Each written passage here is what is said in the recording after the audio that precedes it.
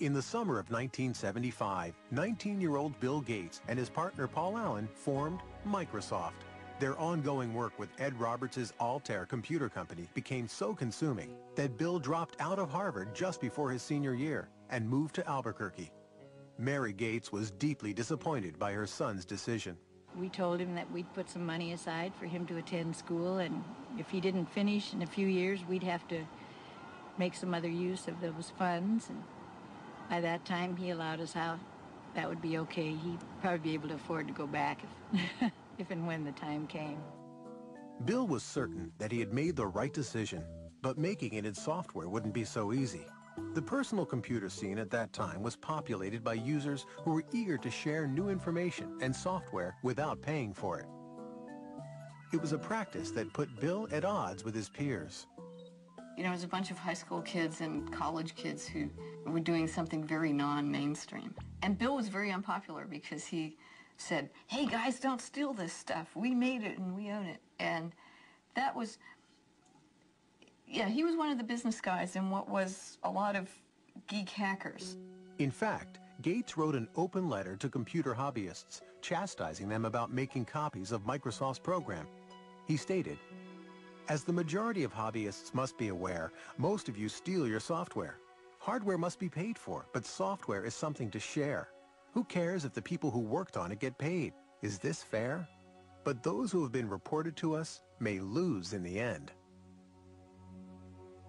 He was looked at as kind of a renegade, and it was different, you know, a different ethic than prevailed at that time. But I'm not sure that the software industry would have evolved in anywhere near the way it has without somebody standing up and saying that that was necessary.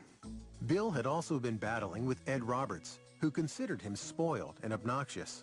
The two disagreed about almost everything, and Roberts was a formidable adversary. Ed Roberts was a massive man, something like 6'6", weighed 300 pounds. Here Bill Gates was. I mean, he formed Microsoft at age 19, and he looked like he was 13 years old.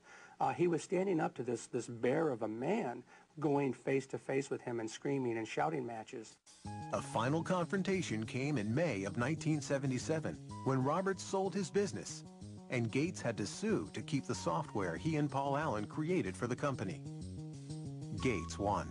We take a hard line on software. Microsoft expanded into new software languages, and Gates and Allen started to sell their products to other computer companies. At the end of 1978, with sales approaching the 1 million mark, they moved Microsoft from Albuquerque to Seattle. Bill was glad to be back and went into high gear to promote his hometown company. We always design with the future in mind. Our research people are always tracking the latest in hardware and software technology. It was Bill Gates who was actually the real marketing genius behind Microsoft. Early on, he was the one who was actually going out on the road and trying to sell this company and its software. And oftentimes, he would take his mother with him on these trips. Bill's highly respected and well-connected mother would come to play a pivotal role in his early career. Mary served on a number of corporate boards as well as the University of Washington. She was on the National Board of United Way. Also on the National Board of United Way was the CEO of IBM, which is how her son met the CEO of IBM, through her. What would your ideal home computer be like? By November of 1980, IBM was banging on the door of the fledgling Microsoft. Without an overpowering price. The largest maker of computers in the world now wanted to talk to Gates and Allen about coming up with an operating system for their new line of personal computers. From their first meeting, IBM misjudged who they were dealing with. He looked like a sub-teen, you know. He was skinny, had a real mop of hair, you know, kind of casual, and basically people didn't take him seriously as a business person. But the IBM brass soon discovered Gates was no amateur. He quickly convinced them that Microsoft could deliver their new software. First, he purchased an existing operating system, which he then adapted for the IBM personal computers, calling it MS-DOS. Bill Gates, as he's often done, as a shrewd businessman, knew where to get an operating system. He just went down the road a few miles and bought it for $50,000. But then the real brilliance was that when they developed that operating system for IBM, IBM wanted to buy the source code, which would have given them the disk operating system, or what became known as DOS, and instead Microsoft refused to actually sign the rights over to DOS. By not owning the rights to the operating system, IBM would now have to pay Microsoft a licensing fee for every copy of DOS installed on its computers. It can help a manager excel. IBM was also about to lose its tremendous edge in computer sales. The IBM personal computer. As other companies introduced personal computers that were cheaper than IBM's, Microsoft was able to sell the same operating system to all of them.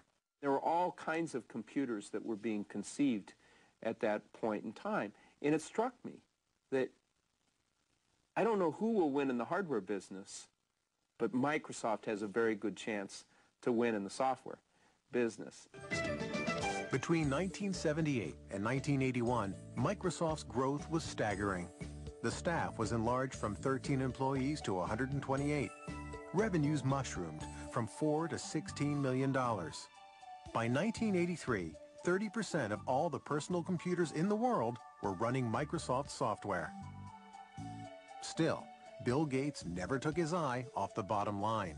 He never flew first class unless it was absolutely necessary. You would often find him sitting in coach, in fact with a blanket over his head so he could get some sleep.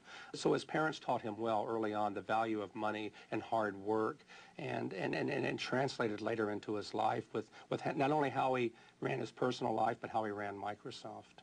My name is Bill Gates. I'm chairman of Microsoft. The early 1980s was an exciting time for an industry run mostly by people under 30. Microsoft began working on software for innovative companies like Apple and its guru, Steve Jobs. Their Macintosh computer and software were considered by many to be the most ingenious in the industry and the way of the future. To create a new standard, it takes something that's really new and really captures people's imagination. And the Macintosh, of all the machines I've ever seen, is the only one that meets that standard. But it wouldn't be long before Microsoft and Apple would be locked in a bitter struggle over the rights to the next generation of software. Bill Gates was also about to receive news that would rock Microsoft to its very foundation.